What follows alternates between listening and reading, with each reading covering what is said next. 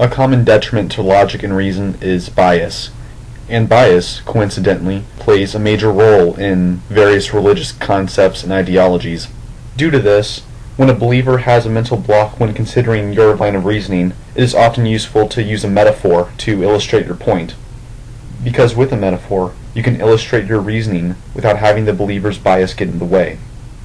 In one of my videos, I try to prove that Alexander the Great is the son of Zeus, using a line of reasoning that is the same as, or in my case arguably better, than the reasoning and evidence often used in favor of the Gospels.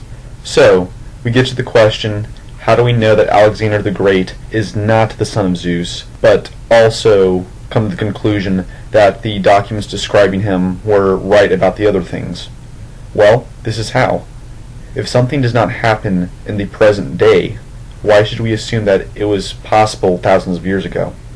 Let me phrase it this way.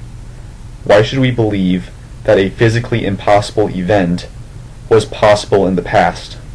It is, after all, physically possible to become a king.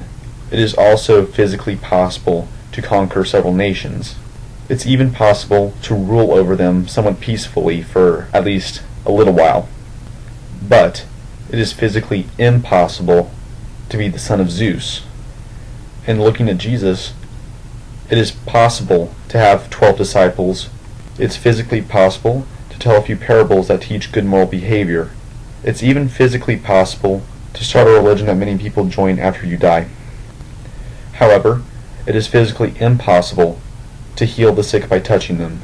It is physically impossible to feed thousands of people with only a few loaves of bread. And it is physically impossible to be resurrected once you're dead. Of course, we don't have to believe something just because it's possible. If something is possible, you still have to prove it with other evidence and other lines of reasoning. However, what this does mean is that if something is physically impossible, it should not be believed under any circumstances. So we all laugh at the idea of somebody trying to prove that Alexander the Great is the son of Zeus. But if we laugh at that, what other ideas and statements deserve to be laughed at?